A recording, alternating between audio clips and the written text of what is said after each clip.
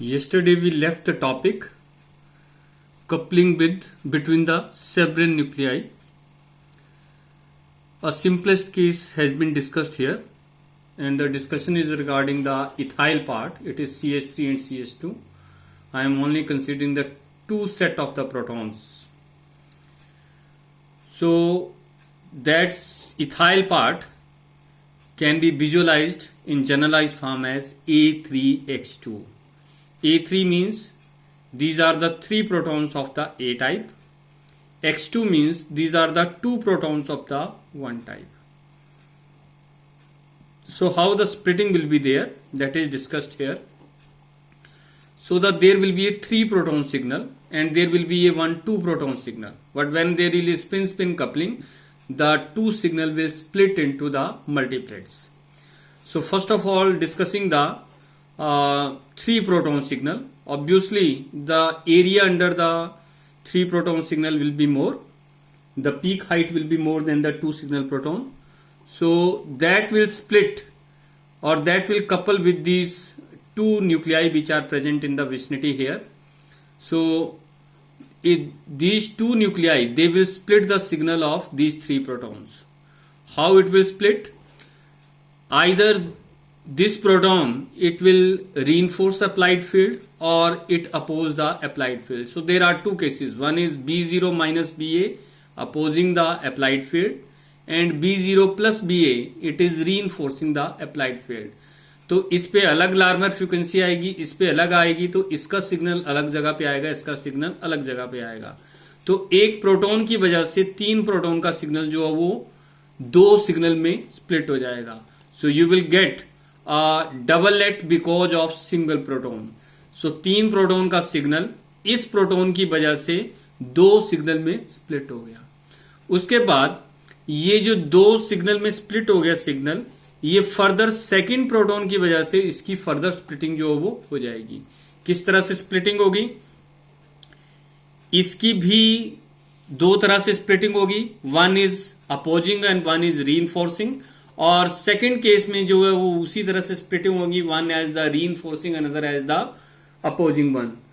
तो एक इसका सिग्नल बाहर की तरफ यहां आएगा, एक सिग्नल इसका इधर आएगा, इसका भी एक सिग्नल अंदर की तरफ आएगा, एक बाहर की तरफ आएगा. जो सिग्नल सेंटर की तरफ आ रहे हैं वो सिग्नल एक ही पोजीशन पे आ रहे हैं, because of that there is a overlap between the signals, and that overlap signal is more in height in comparison to these side signals. The intensity of the signal, here it is 1:2:1, and the intensity or peak heights can be calculated in a very different way. How that is done?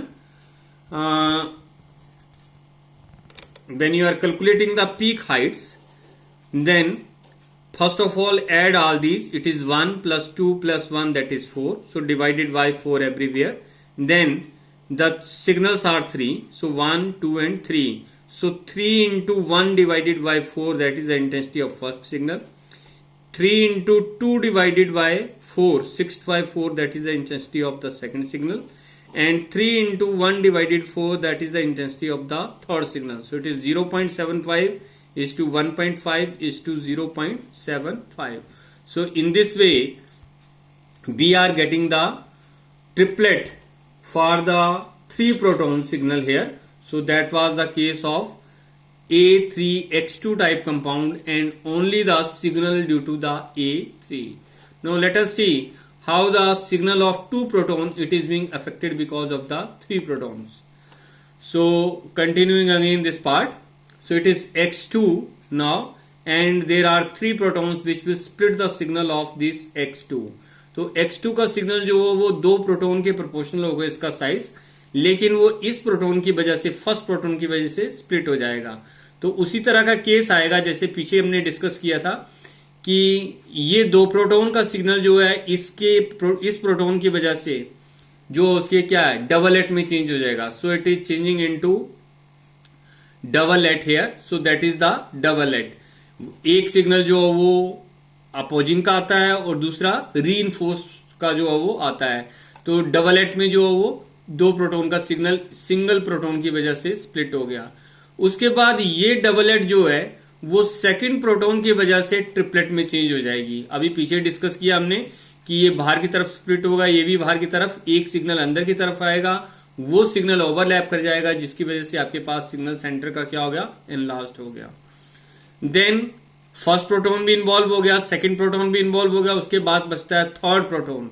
तो ये तीन signal जो हैं that are splitted because of this last proton. तो last proton की वजह से हर एक जो वो किस में चेंज होगा, डबलेट में चेंज होगा।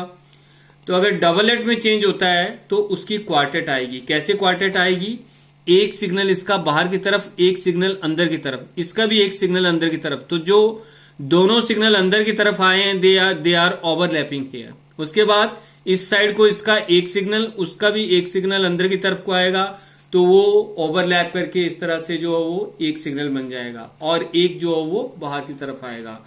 अगर नहीं क्लियर हुआ है तो पीछे मैं यहां शो कर रहा था आपको कि ये डबललेट थी ऊपर, ये जो साइड में शो की हुई है। When again it is changing into doublet, then this signal it is shifting toward this side as well as shifting toward this side because it is going to change into doublet. That is again going to change into doublet. लेकिन जो central position पे आ रही है उस पे common signal आ रहा है दोनों साइड से, तो दैट सिग्नल इज एनलार्ज्ड और that is overlapped, because of that it's height is more. तो इसी तरह से जो है वो नेक्स्ट में आपके पास जो है पहले डबललेट आई दो प्रोटॉन की वजह से, इस प्रोटॉन की वजह से, उसके बाद अगले प्रोटॉन की वजह से क्या होगी चेंज, ये ट्रिपलेट में, उससे नेक्स्ट की वजह से ये किस में चेंज हो जाएगी, क्वार्टेट में चेंज हो जाएगी। किस में चेंज हो जाएगी, क्वार्टेट में। तो हर एक सिग्नल बाहर की तरफ भी स्प्लिट हो रहा है, अंदर की तरफ भी स्प्लिट हो रहा है। तो जहां अंदर की तरफ कॉमन आ रहा है वहां पर उसकी इंटेंसिटी जो है वो इंक्रीज हो जा रही है। The intensity is increasing because of splitting toward the inner side. Intensities will be 1:3:3:1.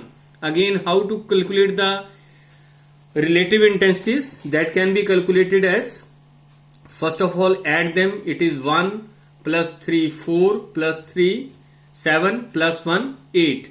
So the intensities will be, first of all, it is 1 divided by 4. Peak heights will be in the ratio 1 divided by 4. Then it is 3 divided by 4, then it is again 3 divided by 4, then it is again 1 divided by 4, that is 0.25, 0.75, 0.75 and it will be 0.25. तो इस तरह से जो वो intensity of the signal जो है वो निकाली जा सकती है। So that was the case of the splitting. How splitting is discussed in a very general way. We use the Pascal triangle for that. अगर आपके पास डबललेट है तो उनकी सिग्नल की इंटेंसिटी 1:1 होगी। पास्कल ट्राइंगल में जो है वो इस तरह से फर्स्ट ऑफ ऑल 1:1 लिखते हैं हम। उसके बाद इन दोनों को ऐड करना है, सेंटर में उसकी वैल्यू लिख देनी है, 1 और 1 कंटिन्यू रखना है। Then it is 1:1, 1:1, then 1 + 2 that is 2। Then ये दोनों अंदर की तरफ ऐड करनी है, 1 और 2 इसका 3 आ गया, 2 और 1 इसका 3 आ गया, 1 और 1 आपने फिर कंटिन्यू करना है। इसी तरह से नेक्स्ट में आपने 1 + 3 का 4, 3 + 3 का 6, 3 + 1 का 4 और 1 as it is. Pascal triangle में आपने जो है वो 1 हमेशा जो है वो आउटसाइड में मेंटेन रखना है।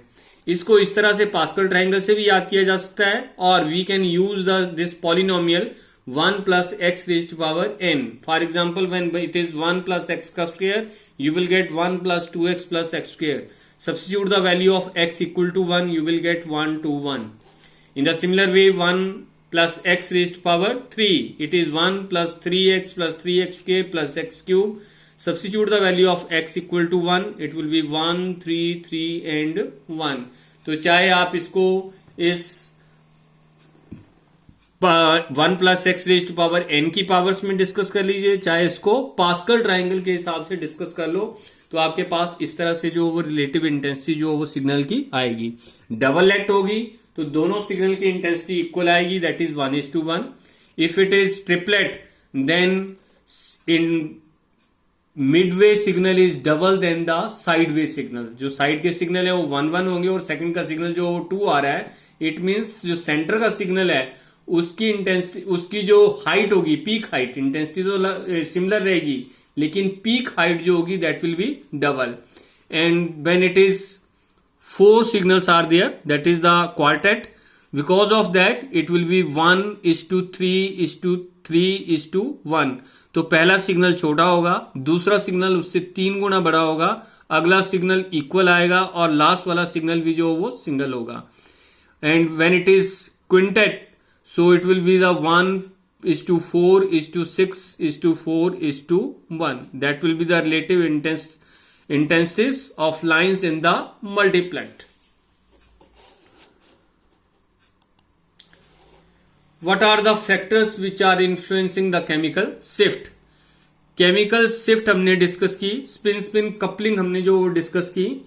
केमिकल शिफ्ट को कौन कौन से फैक्टर जो वो इफेक्ट करते हैं, उसमें इंडक्टिव इफेक्ट आता है, वैन डर वाल्स डीसील्डिंग आती है और एनाइसोट्रॉपिक इफेक्ट आता है, हाइड्रोजन बॉन्डिंग आता है. इसमें 2 कंसेप्ट हम लोग पहले ही डिस्कस कर चुके हैं कि इंडक्टिव इफेक्ट और एनाइसोट्रॉपिक इफेक्ट जो वो किस तरह से जो वो केमिकल शिफ्ट को जो वो अफेक्ट करता है. एक वैन डर वाल्स डीसील्डिंग नहीं डिस्कस की है, दूसरा हाइड्रोजन बॉन्डिंग नहीं डिस्कस की है. अब ये केमिकल शिफ्ट का कंसेप्ट बीच में आ गया क्योंकि ये लेफ्ट पोर्शन था, तो मैं इसको डिस्कस कर रहा हूं. रिवाइज करने के तौर पर केमिकल शिफ्ट क्या थी? It was the relative position of particular signal in relation to the TMS signal. Okay, उसको बोला था हमने chemical shift. It is measured in the parts per million. whatever is the gap is there, that is divided by either applied magnetic field if it is in the magnetic field value, or if it is in the hertz then it is divided by operating frequency, and that value is taken in the parts per million. ppm level पे जो उसको discuss करते हैं. तो इस तरह से जो केमिकल शिफ्ट को जो वो निकाला जाता है. केमिकल शिफ्ट जो वो किस तरह से अफेक्ट होती है, केमिकल जो पर्टिकुलर सिग्नल है क्या वो डाउन फील्ड जाएगा या अप फील्ड जाएगा, that depends upon the shielding and the deshielding. Shielding क्या होता है कि जो भी प्रोटॉन है उसके अराउंड इलेक्ट्रॉन्स है, उनका अपना मैग्नेटिक फील्ड होता है. वो मैग्नेटिक फील्ड हमेशा डायमैग्नेटिक सर्कुलेशंस होती हैं जो कि हमेशा अप्लाइड मैग्नेटिक फील्ड को क्या करता है, अपोज करता है. तो अगर उसके नियर बाई इलेक्ट्रॉन्स होंगे तो उसको हम सील्डेड स्टेट बोलते हैं. अगर इलेक्ट्रॉन्स उससे अवे होंगे तो उसको डीसील्डेड स्टेट बोलते हैं. जब भी कोई इलेक्ट्रोनेगेटिव एलिमेंट जो है वो हाइड्रोजन के नियर बाई प्रेजेंट है तो उससे इलेक्ट्रॉनिक डेंसिटी को विड्रॉ कर लेगा. अगर वो विड्रॉ करता है तो इसका मतलब क्या हुआ, उसको हम प्रोटॉन को बोलेंगे डीसील्डेड. क्या बोलेंगे उसको? डीसील्डेड. और मैंने आपको पहले ही कहा था कि आपने डी वर्ड याद रखना है, डीसील्ड, downfield and high delta value. तो अगर डीसील्डेड होगा तो कम मैग्नेटिक फील्ड लगेगा उसको रेजोनेट करने के लिए और उसकी डेल्टा वैल्यू भी हायर होगी. तो ये रही इंडक्टिव इफेक्ट की बात. वैन डर वाल्स डीसील्डिंग क्या होती है? वैन डर वाल्स पहले ही वर्ड वो यूज कर रहा है डीसील्डिंग. इसका मतलब कि जहां भी वैन डर वाल्स का एक केस डिस्कस हो रहा है वहां पर डीसील्डिंग हो रही है. एक्चुअली होता क्या है कि जब भी आपके पास प्रोटॉन्स हैं, बहुत सारे मिथाइल ग्रुप जो वो एक ही कार्बन के अराउंड जो वो लिंक्ड हैं, तो वहां पर स्टीरिकली हाइंडेड स्टेट आ जाती है. whenever sterically hindered state is there then electron repel each other and they cause de-shielding of the proton. but I am saying van der Waals deshielding में ये स्टीरिक हाइंड्रेंस से रिलेटेड है. जब भी आपके पास एक कार्बन के अराउंड जो डिफरेंट मिथाइल ग्रुप्स 1 और 2 और 3 मिथाइल ग्रुप्स आ जाएंगे तो हम उसको स्टीरिकली हाइंडेड स्टेट बोलते हैं. क्या बोलते हैं उसको? Sterically hindered state. whenever sterically hindered state is there then interelectronic repulsions cause electron to move away from the proton. that calls van der Waals डीशील्डिंग.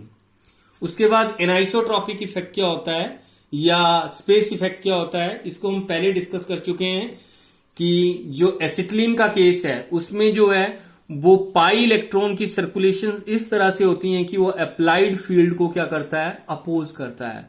अगर वो अपोज करता है it means it will cause proton to absorb in the up field not in the down field, क्योंकि वो oppose करेगा तो applied magnetic field कम हो जाएगा, आपको एक्स्ट्रा मैग्नेटिक फील्ड अप्लाई करना पड़ेगा, इसीलिए उसके वो कहां जाएगा, अप फील्ड में जाएगा, तो केमिकल शिफ्ट ऑटोमेटिकली चेंज हो गई। उसी तरह से स्पेस इफेक्ट जो बेंजीन का केस भी है, बेंजीन के केस में जो पाई इलेक्ट्रॉन की सर्कुलेशंस हैं वो सर्कुलेशन इस तरह से मैग्नेटिक फील्ड इंड्यूस करती हैं कि जो प्रोटॉन्स हैं they are the applied magnetic field is reinforced by that circulation of the pi electrons। तो अगर वो रीइंफोर्स कर रहा है तो कम मैग्नेटिक फील्ड लगेगा उसको रेजोनेट करने के लिए, अगर कम लगेगा तो ये डीसीडेड वाला केस हुआ, और डीसीडिंग का मतलब है कि डाउन फील्ड कम मैग्नेटिक फील्ड लग रहा है as well as higher delta value. Last concept is of the hydrogen bonding. Hydrogen bonding में क्या है, एक OH का एग्जांपल लेते हैं, तो ऑक्सीजन जब भी हाइड्रोजन जब भी ऑक्सीजन के साथ जुड़ी हुई है तो उसमें जो है वो इतनी पोलैरिटी होती है कि एक डाइपोल दूसरे डाइपोल के साथ इंटरेक्ट कर सकता है, वो dipole dipole interaction, that is called the hydrogen bonding. If it is with in the two molecules it is inter, if it is with in the molecule it is intra molecular. अगर एक hydrogen जो oxygen के साथ linked है वो किसी और oxygen के साथ पार्शियल बॉन्ड, जिसको हम डाइपोल डाइपोल इंटरेक्शन बोल रहे हैं, वो बना रहा है, तो उससे क्या होगा, बॉन्ड की लेंथनिंग होगी। अगर बॉन्ड की लेंथनिंग होगी it means hydrogen is moving away from the oxygen. When it is moving away from the oxygen it is a state of डीसिल्डिंग।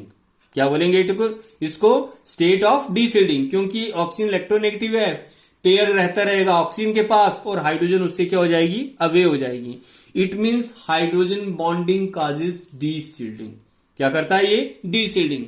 जो दो तरह की हाइड्रोजन बॉन्डिंग है उसको डिस्टिंग्विश किया जा सकता है। जब इंट्रामॉलिक्यूलर हाइड्रोजन बॉन्डिंग होती है तो इंट्रामॉलिक्यूलर हाइड्रोजन बॉन्डिंग डाइल्यूशन से चेंज नहीं होती है। When it doesn't change with the dilution, so उस सिग्नल की जो पर्टिकुलर वैल्यू होगी या जिस पोजीशन पे वो केमिकल शिफ्ट के अकॉर्डिंगली जो है टीएमएस में या स्पेक्ट्रम में जहां जिस पोजीशन पे आ रहा होगा वो पोजीशन जो है वो डाइल्यूशन से चेंज नहीं होगी। तो उस सैंपल में अगर हम कोई ऐसा दूसरा केमिकल ऐड कर दें जो हाइड्रोजन बॉन्ड नहीं बनाता हो, फॉर एग्जांपल CCl4 ऐड कर दिया, that is not going to alter the chemical shift of that particular signal. But when it is intermolecular, then addition of CCl4 is called rupture of the hydrogen bond। अगर hydrogen bond टूटते हैं तो वो signal जो है वो up field की तरफ जो है वो मूव कर जाएगा।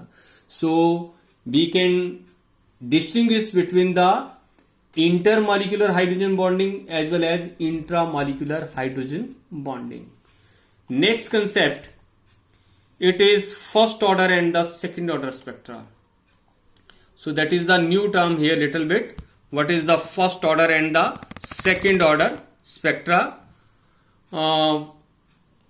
So here is a notation that can tell us whether the spectra is of the first order or it is of the second order. The simple mathematics says when delta mu upon J it is greater than 10, then it is the first order spectra. Now what is this delta mu? Delta mu is the difference between the chemical shift of the two signals। अगर कोई दो signal है आपके पास और signal की proximity बहुत ज्यादा है, means they are closer to each other, then what is the difference between the chemical shift of the two signals, that is termed as the delta mu. And what is the coupling constant J। अगर उन दोनों को divide कर दो और value आपके पास जो वो 10 से ज्यादा आती है तो उसको हम क्या बोलते हैं, फर्स्ट ऑर्डर स्पेक्ट्रा। एक यहां पर एग्जांपल डिस्कस करते हैं। See here it is CH2 and CH2 part here, तो ये दो प्रोटॉन का सिग्नल है, ये भी दो प्रोटॉन का सिग्नल है, तो म्यूचुअली कपलिंग होगी आपस में, तो दो प्रोटॉन का सिग्नल जो है वो इन दो की वजह से ट्रिपलेट में कन्वर्ट हो जाएगा और इन दो प्रोटॉन का सिग्नल जो है वो इन दो की वजह से ट्रिपलेट में कन्वर्ट हो जाएगा। So we are getting the two triplets here for CH2 and the CH2। If their environments are different तो एक जो है वो अलग पोजीशन पे आएगा, दूसरा अलग पोजीशन पे आएगा। लेकिन अगर दोनों की एनवायरमेंट सेम है तो सिग्नल जो है वो सिंगल ही आएगा और उनकी इंटेंसिटी जो है वो ज्यादा होगी, बाकी कुछ नहीं होगा, ट्रिपलेट की ट्रिपलेट रहेगी. But for the time being, suppose that signal for the two type protons here, one is the CH2, another is again CH2, दोनों के लिए जो वो अलग अलग सिग्नल आ रहा है. तो एक ट्रिपलेट इसकी वजह से आ रही है, एक ट्रिपलेट इसकी वजह से आ रही है. Let us say the difference between the chemical shift of these two, that is equal to 0.5 ppm. तो सबसे पहले इसको जो है वो ऑपरेटिंग फ्रीक्वेंसी से मल्टीप्लाई करके इसको जो है वो हॉर्स में आपने कन्वर्ट कर लेना है. So 0.5, suppose it is the spectrophotometer that is operating at 400 megahertz. तो 400 megahertz से इसको आपने मल्टीप्लाई कर देना है. Then for the time being, suppose the value of J that is equal to the 10. Value कितनी ली है मैंने यहां पर? 10 वैल्यू जो वो सपोज कर रखी है. तो इसको आप डिवाइड करते हो, मल्टीप्लाई करते हो, तो यहां से आपके पास डेल्टा म्यू अपॉन जे की वैल्यू कितनी आती है? 20. So this means delta mu upon J that is greater than 10. So that is a first order spectra. क्या बोलेंगे इसको? First order spectra. Now let us see what is the second order and what happens when the delta mu upon J it is less than 10. So second case के लिए मैंने यह मान लिया कि डेल्टा म्यू अपॉन जे जो किसके equal आ रहा है? 5 के इक्वल आ रहा है. If operating frequency is 100. पीछे ही चेक कर लेते हैं. यहां पर यहां जो वैल्यू थी पीछे, तो 0.5 मल्टीप्लाइड बाय 400 था, तब आपके पास जो वो 20 आया था. तो अब जो ऑपरेटिंग फ्रीक्वेंसी मैंने ली वो 100 मेगाहर्ट्ज की ली, तो ऑटोमेटिकली 1/4 हो गया. तो 20 की बजाय कितनी वैल्यू आएगी? 5 वैल्यू आएगी. So delta mu upon j that is equal to 5, it is less than 10. It means it is a second order spectra. इसकी वजह से क्या होगा कि दोनों सिग्नल जो वो आपस में इकट्ठे हो जाएंगे और उन सिग्नल में हम ये आइडेंटिफाई नहीं कर सकते हैं कि कौन सा सिग्नल किसकी वजह से है. वो ओवरलैप भी कर सकते हैं. तो इस तरह का स्पेक्ट्रा आता है, तो उसको हम बोलते हैं सेकेंड ऑर्डर स्पेक्ट्रा. क्या बोलते हैं उसको? Second order spectra. In order to resolve the two signals, we have to choose a spectrophotometer of the particular frequency so that these two signals they get apart from each other. तो इस spectra को क्या बोलते हैं? Second order spectra. Remaining portion we will discuss next time.